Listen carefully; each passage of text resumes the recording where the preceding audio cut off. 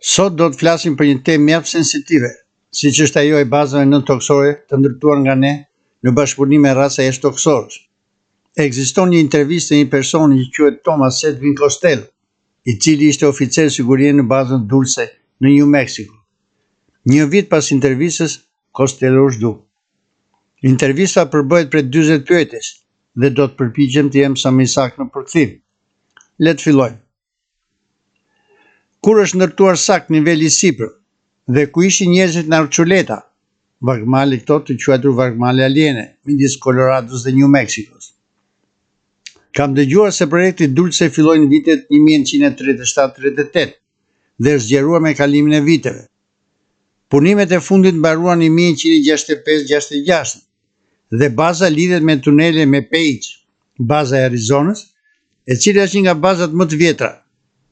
Baza quhet katërkëndore, sepse zë pjesë në 4 shtete dhe quhet Perica. Shumica e indianëve që jetojnë në këtë zonë e dinë për bazën dhe mund të tregojnë për qenjet që janë parë shpesh në vendin ku jetojnë. Po flasim për nivelet e sipërme, kurse poshtë ka shpella e tunelet e vjetra. Këto janë tunelet e ndriçuar me pentoksid fosfori, që griti shmange, se nga i kaburimi nuk dihet. Kemi marrë informacion se disa nga bazat toksore të Noradit, e cila është komanda e mbrojtjes ajrore të Shtetit Bashkuar dhe Kanadas, në Colorado janë ndërtuar në shpellat e ekzistuese, gjë që vërteton thëniet e Ray Palmer dhe Richard Shaver, të cilët nga ana e tyre kanë shkruar që në vitet 40 për kërkimet që bënte shteti për shpellat vjetra për t'i përdorur për nevojat e tyre. Me çfarë mjetesh janë ndërtuar nivelet e sipërme? Janë ndërtuar me makina çuese të korporatës Rand, makina këto që kanë aftësi të shkrijnë gurin me ndihmën e energjisë nukleare. Koka konike është ndërtuar me grafit volframi. Sipas disa punëtorëve, kjo makineri u vu në punë gjatë viteve 60.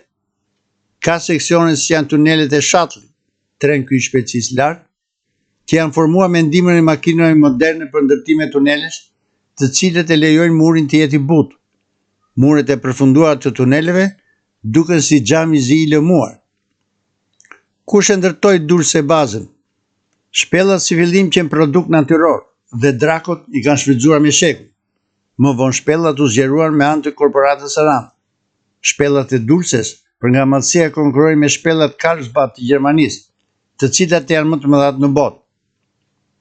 Përse drakot konsumojnë pikërisht organe kafshës dhe njerëzit, si gjaku, indet, syt, organet e riprodhimit, gjuha e tjera? Këtu Costello përgjigjet. Lexoni letrat e Dulces për më shumë info. Ai komandoi njerëzit apo jashtëtoksorët, apo të dy së bashku objektet fluturuese elektromagnetik që shkojnë e vinë në malin Archuleta. Vendi Archuleta është një fushë ku objektet fluturuese largohen dhe vijnë në 5 zona të ndryshme. Njëra është në juglindje të Dulces, e dyta afër Durangos, e treta në Taos, New Mexico, kurse flota kryesore është në tokën e Los Alamos. Kuptohet që Dulce baza është rrethuar nga të gjitha anët me bazë jashtë-toksore dhe maji i Archuletës, rrjeta qendrore, është vetëm një pjesë e kompleksit përgjithshëm, që sipas disave është i madh sa Manhattani. Një burim ka thënë se ekzistojnë dhoma disa qindra metra poshtë qytetit Dulce, që janë pjesë e nivelit të parë. Thomas Costello ishte njohur vetëm me një pjesë të të gjithë kompleksit gjigant që është rrjedh në këtë zonë. Nyja kryesore e reptiloidëve dhe grive në Amerikën Veriore ndodhet tek malet e Los Alamos, në jug dhe juglindjes si dhe përreth Santa Fes. Megjithatë, ka dhe shumë baza të tjera midis Dulces dhe zonës 51. Pra Dulce është pika kryesore e aktiviteteve nën dhe mbi toksore të reptiloidëve, zona qendrore për operative e sipërfaqes, si dhe bazat operative për të rrëmbyerit, implantimet, mutacionet, si dhe stacionin qendror i rrjetit Shuttle, si dhe baza objektet fluturuese. Disa sugjerojnë se disa entitete poshtë Dulces nuk kanë origjinë jashtë-toksore, por në fakt janë pasardhës saurianëve apo qenie reptiloidëve si Velociraptors apo Stenochisaurus, Equilus, racë gjarpri kjo, apo e ngjashme me të cilët përmendet te kapitulli 3 i Biblës. Po, disa reptiloid janë banor të hershëm në këtë planet. Kasta udhëheci jashtëtoksore reptiloide. Këta janë drakut bezh apo të bardhë. Një rast tjetër reptilë janë jeshilët, të cilët kanë qenë raca të lashta dhe kanë jetuar në tokë. Janë pikërisht këta që u shfaqen tek pema e Evës dhe Adamit dhe që quhen engjëjt e rënë. Çfarë janë grit e vegjël? Ata punojnë me drakut që i kontrollojnë. Ka dhe qenie të tjera gri që nuk janë me drakut. A ke folur ndonjëherë me ndonjë jashtëtokson në bazë? Unë flisja me ta për ditë si pasojë detyrës dhe kisha si oficer sigurie. Në qoftë se kishte probleme me videokamerat, ata kontaktonin me mua. Në nivelet e ulta të dulces punonin klasa punëtore reptile që kryenin punë fizike. Vendimet për këtë shtres i merrte draku i bardhë. Në qoftë se fuqia punëtore njerëzore krijonte probleme tek klasa punëtore, këta ankoheshin tek draku i bardhë dhe ai kontaktonte me mua. Disa nga punëtorët tanë nuk e duronin dot, mos fol apo kthehun punë. Kur ishte nevojshme, ndërhyrja që shumë e rëndësishme.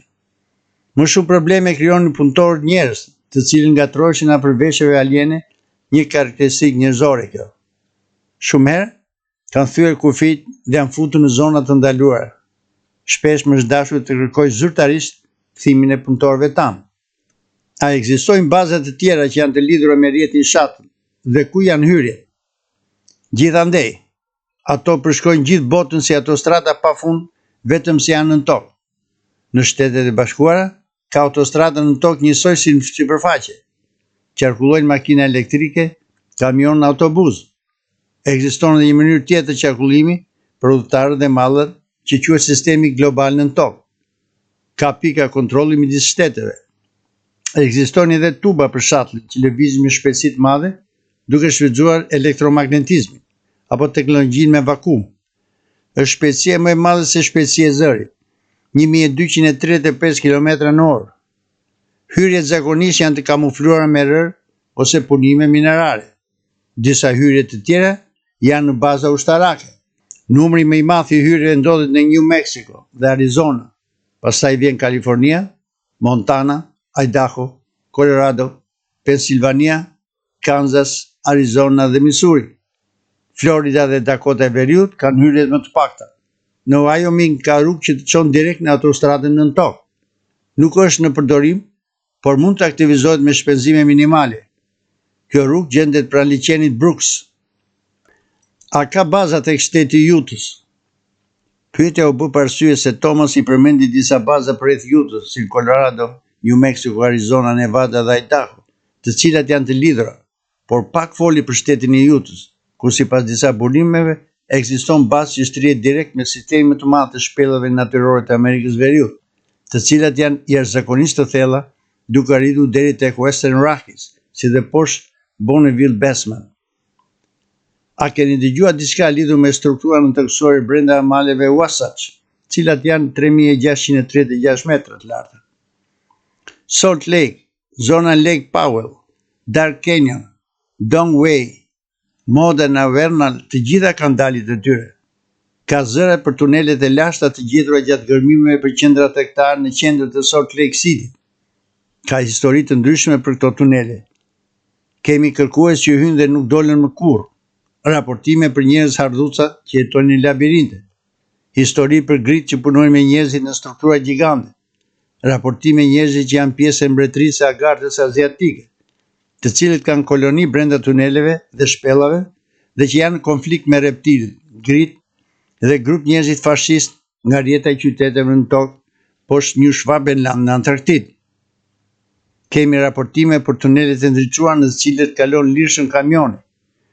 Raporte për pjesë muresh të tuneleve ku mund të fusësh dorë megjithse duket të ngurtë.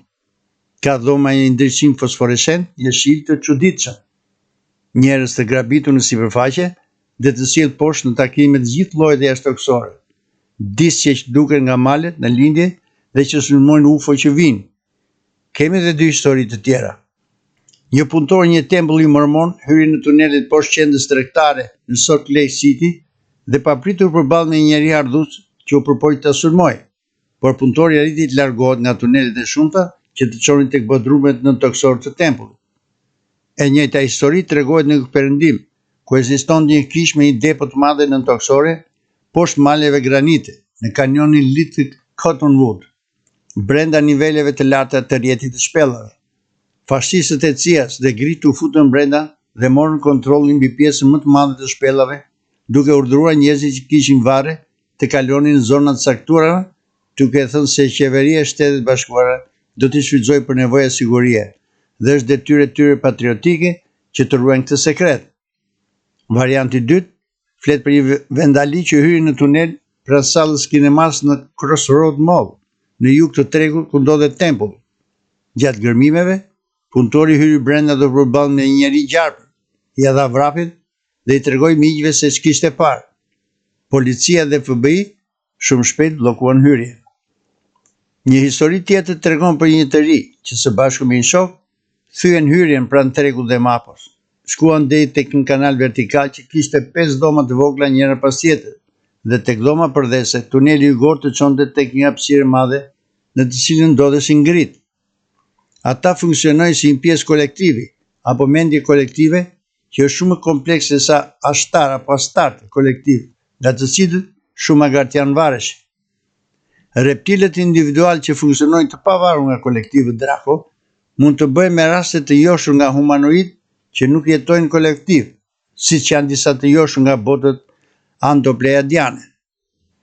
Në qoftë se jo, njerëzit arrin të ndahen nga kolektivi, ata mund të deprogramohen, të riprogramohen dhe bile mund të formohen ndërgjegje individuale, si edhe një shkallë e caktuar emocionaliteti. Në të tilla raste, nuk këshillohet që qenet tilla t'u jepet një postë i njëjtë me njerëzit, por duhet të jenë gjithmonë në mbikëqyrje, edhe sikur të gjendet mënyra për të ndarë nga rjeta kolektive e mendjes. Para kontaktit me forcat reptile, duhen urdhëruar dorëzim pa kushte, dhe nëse nuk pranojnë, duhet vepruar menjëherë ushtarakisht. Shumë nga krimet e humanoidëve dhe reptilëve janë ndaluar, sidomos pas luftës në Grum në 1175 dhe Dulce në 1179, ku pjesa më e madhe e bazave nëntoksore të Shtetit Bashkuara, paguar nga taksat e amerikanëve, u morën nga Grit. Disa burime theksojnë se jashtë toksorë shfrytzuan për parësinë e kaosit, sidomos tek lufta e Dulces, dhe filluan pushtimin e disa kolonive të tjera në toksore. Kjo solli një mobilizim në kolektivin ashtar, me shumë humanoid dhe hibrid që u ndan dhe u bashkuan me Federatën Andropleiadiane, e cila nuk u përzie. Shumë agent reptil dhe humanoid pa emocion ju bashkuan mbretërisë Draco Orion dhe u futën në luftë. Sistemi Sirius B ishte qendra kryesore e aktivitetit ashtar dhe u trodit nga kjo mosmarrëveshje midis dy linjave të fraksionit ashtar. Kjo luftë tërboi sistemi Sirius për disa vjet. Luftoi në bazat nëntoksore në Amerikën e Veriut midis humanoidëve pleiadian me mbështetje nga Siriusi dhe reptilëve të Orionit me mbështetje po nga Siriusi. Para këtyre ngjarjeve, reptil luftuan në bisedime paqe në Telos, poshtë malit Shasta, po dhe në vende të tjera. Por reptil dhe Grit në vend të paqes ishin më shumë të interesuar për zgjerimin e perandërisë së tyre, megjithëse kishin shkruar një marrëveshje për paqe. Ka disa studiues që deklarojnë të njëjtën gjë, si Alex Collier, Ray Keller, Stan Johnson e tjera. Konflikti me Sirius midis andropleiadianëve me mbështetje nga forcat ashtar dhe Draco Orion me mbështetje po nga forcat ashtar ka ndodhur.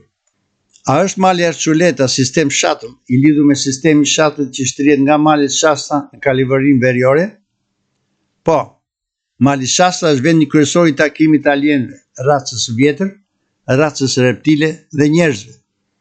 Duke filluar nga Cleveland Grover, jurist dhe politikan që ka shërbyer tek presidenti 22 dhe 24 nga 1885 deri 89 dhe 1893 deri 97, çdo president në historinë e Shtetit Bashkuar ka vizituar qytetin Telos. Truman duhet vizitonte Nish Rialmes, si arhoni i lartë i tokës. Duhet të takojë aty me mbretin e botës dhe të dhuronte çelësat e Shtetit Bashkuar. Pavarësisht nëse mbretja Gartës Realma ishte pozitiv apo kishte motive të tjera, shfrytëzimi i forcës ushtarake të Shtetit Bashkuar pa miratimin e Kongresit u quajt tradhti. Megjithëse brenda kompleksit industrial ushtarak amerikan punojnë njerëz që kishin anashkaluar Kongresin apo Senatin, Kjo punë nuk mund t'i atribuohet Shtetit Bashkuar, e cila bazohet në deklaratën e pavarësisë, statusin e USA-s dhe ligjin e të drejtave. Natyrisht që ekzistojnë dy kombe brenda Shtetit Bashkuar. Shtetet Bashkuara tradicionale, e formuar nga baballarë, të cilët u hoqi pushteti elektoral, dhe llosha fashiste bavareze, që mbron kombin nëntoksor dhe që udhëheq qeverinë e bashkuar që sulmon radhë të parë Amerikën në tokën e saj. Disa parashikojnë një luftë civile midis këtyre dy qeverive, ku fatkeqësisht qeveria nëntoksore e rendit të ri botror është financuar nga taksat e amerikanëve. Nuk duhet harruar se rendi i botror është një elitë e bashkuar me ancës së cilës pronarët Draco synojnë të eliminojnë popullsinë si sipërfaqe dhe në nëntokë.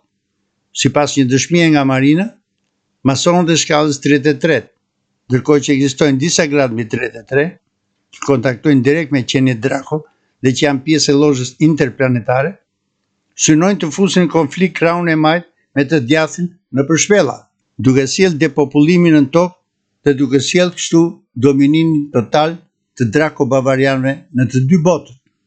Sipas këtij burimi, ata mbi gradën 33 synojnë të fshihen në super shpellët sekrete të sigurta, ndërsa ata të gradës 33 dhe më poshtë, si dhe ushtritë e tyre majtas dhe djathas, do të lihen të eliminohen në luftën nën dhe mbi toksore.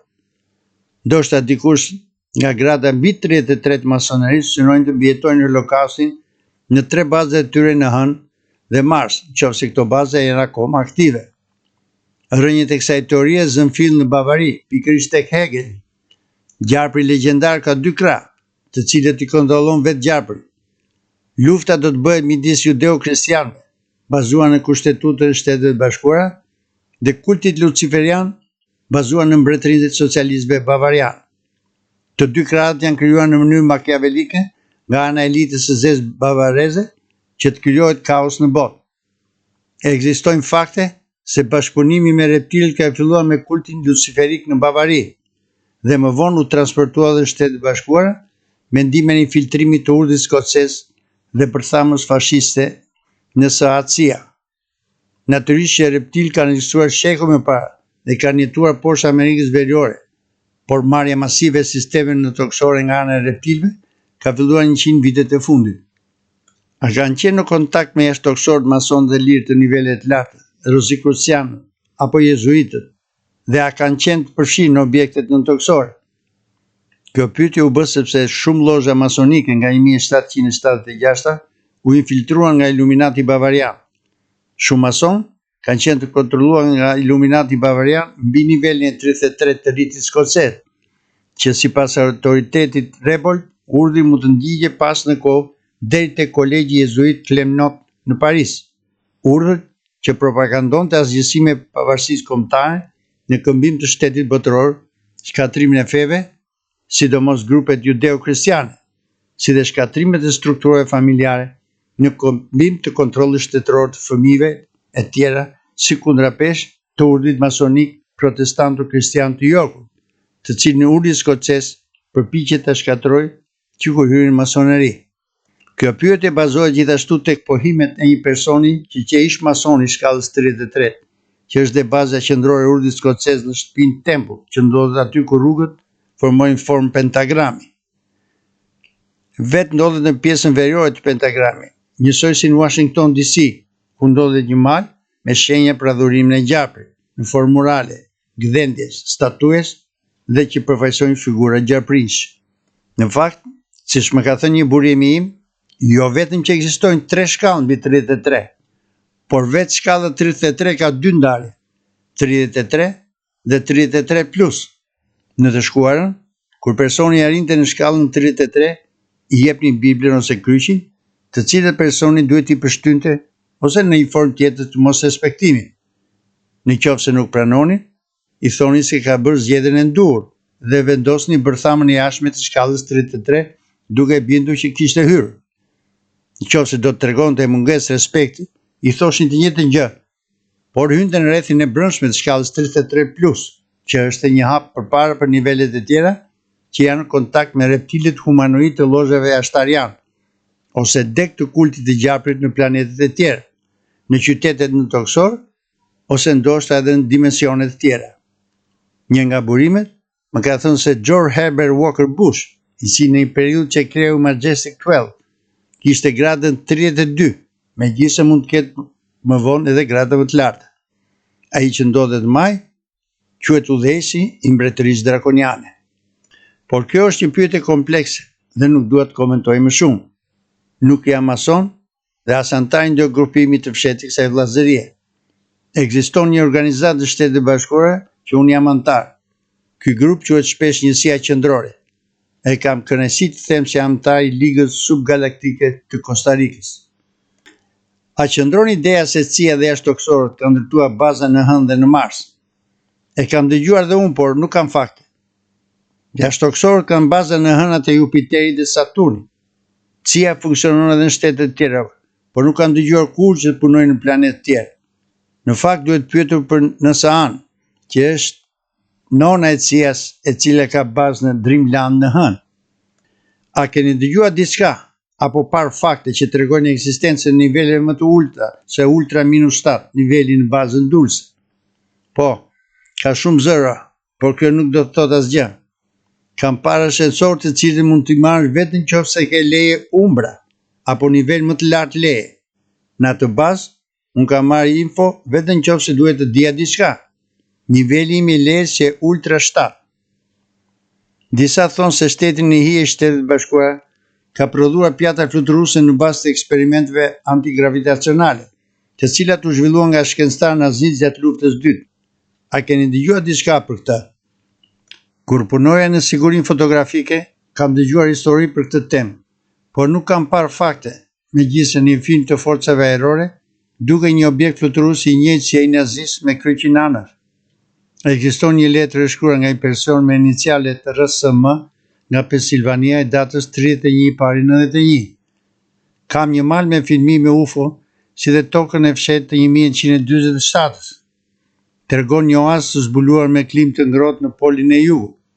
Një antar gjerman pohon se nazistët kanë filmim të luftës me admiralin Byrd. Në fund të filmit thuhet: Byrd mundi batalionin më të fortë të Antarktidës. Një burim tjetër shkruan se kishte humbje nga të dyja palët dhe se luftën në Antarktidë që kundër batalionit të fundit nazist që u mbrojt në bazën toksore poshtë maleve në New Schwabenland. Çfarë thot në hipnoz Bernie Hill dhe shoqja që u rrëmbyen nga një humanoid nga zeta retikuli? Në anijen e tyre që edhe një njeri tjetër me fytyrë të keqe që duket si nazist gjerman nga sytë. Asnjëherë më parë nuk kam parë sy të tillë. Aludonin për Hitlerin. Duket se ka një lidhje midis krenarit të Antarktidës dhe dulse bazës, si dhe lidhje të tjera naziste. Turistët gjermanë në New Mexico studiojnë minerat dhe shpellat dhe blejnë tokë pak përpara fillimit të luftës së dytë botërore. CIA ka qenë gjithmonë e ngatruar me nazistët dhe ka ditur saktë vendodhjen e nazistëve dhe agjentëve të SS të shpëtuar më vonë nëpërmjet projektit Paperclip. Ka ditur gjithmonë përzierjen e llozave sekrete bavareze në Dulce. Ekipet speciale naziste të quajtur Ultra morën pjesë në ndërtimin e bazës toksore në Antarktidë. Kodi për Dulce bazën është Ultra. Ka një lidhje direkte midis bazës Dulce dhe saj Montauk në Long Island, që është nën kontrollin e reptiloidëve Draco, Grive të Orionit dhe shoqërisë Tule Bavariane që ka gjendë naziste. Kjo që e pjesa e parë intervistës Thomas Edwin Costello, deri tek pjesa e dytë, ju ndodhen tek bota e fshehtë. Një botë kjo tepër interesante. Tung